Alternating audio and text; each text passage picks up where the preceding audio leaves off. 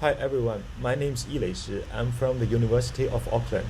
Today, I'm going to present our paper, Ready Steady Touch, Sensing Physical Contact with a Finger-Mounted IMU. This work was done by me with my colleagues, supervised by Professor Suranga Nanayakkara. Today, touch interaction is becoming a more and more common interaction modality. It has been used on a variety of interactive devices, such as our smartphones, smartwatches, computers, everyday appliance, and so on. In academia, touch interaction has also been enabled on everyday surfaces. One example is augmenting sensors onto surfaces of an object. Then the human touch could be sensed within the augmented area. A second method is to use optical sensors. There is usually a sensor such as a camera already set up in the environment, and then the touch events within the area could be checked. Finally, researchers also developed wearable sensors to see touch interactions on the go. Two examples shown here need to cover the fingertip. A recent research used IMU, but they mainly focused on discrete touch events.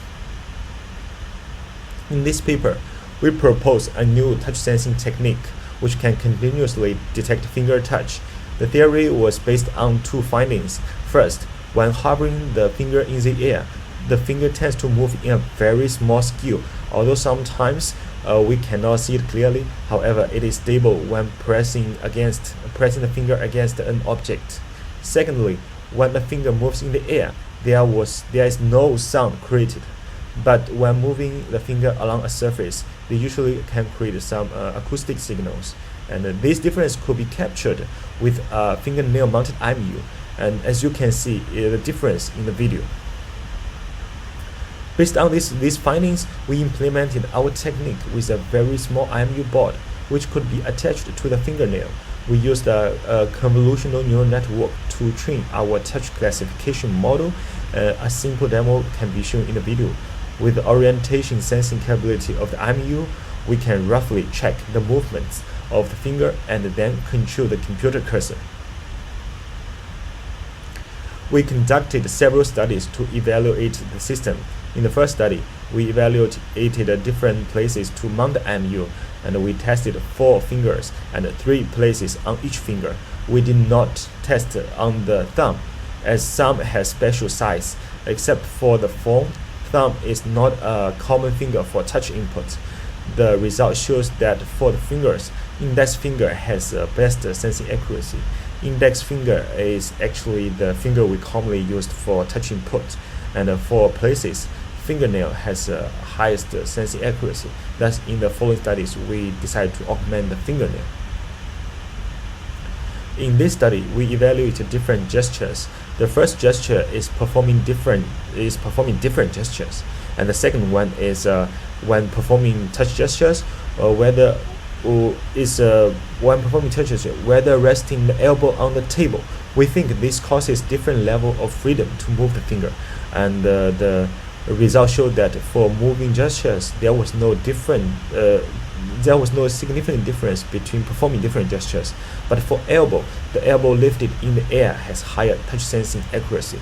We also analyzed the accuracy of different frequencies by downgrading the frequency of the signal we collected, and the result showed that higher frequency actually has higher sensing accuracy. In this study, we evaluated our model trained in the previous study on 7 different surfaces and 2 non-touch scenarios.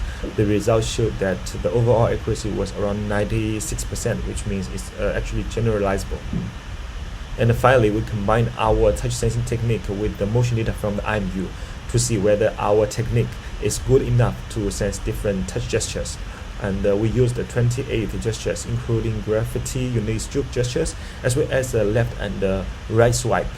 The results showed that the accuracy was around 90%. And we also built some applications to show the rich potential of our technique. In this application, we use the finger as a mouse to control the computer cursor.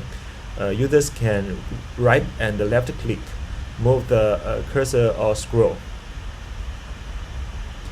In this demo, we extend the input space of a smartwatch to the backside of the hand. Users can pick different items and confirm the item they choose. In this demo, we transfer our hand into a controller. Users can use different hand gestures to perform different commands. Here we control the music volume and pause the music. That's all for my presentation. Thanks for attending.